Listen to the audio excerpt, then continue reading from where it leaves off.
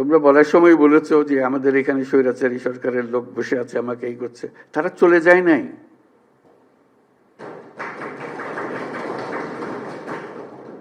তোমরা বলছো যে তার সরকারে আছে, আমি বলছি তোমার গ্রামেও আছে।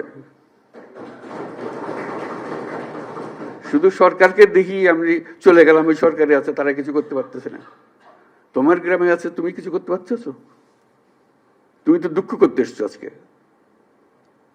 কাজে সেই তেজ আসতে হবে না, এদেরকে জায়গা দেবো না আমরা কোথাও।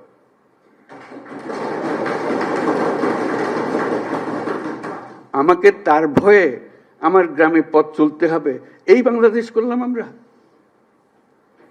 এই বাংলাদেশটা আমরা করি নাই। সে তার সমস্ত স্বভাব পরিবর্তন করে আমাদের সবার সঙ্গে মিশে যাবে, এটা হবে। কিন্তু তার স্বভাবে সে চলতে থাকবে আমার সামনে দিয়ে, আর আমি বলবো আমি নতুন বাংলাদেশ করে ফেলেছি। হলো না?